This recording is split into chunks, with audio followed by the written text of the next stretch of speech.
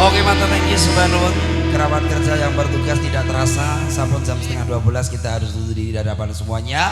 Mungkin satu buah lagu kemesraan spesial kagem konco-konco semuanya, kurang lebihnya agen kula libur kesarangan konco-konco KST cekap semonten wonten kirangipun nyembah punten mugi rahayu sing nanggap rahayu sing ditanggap kemesraan.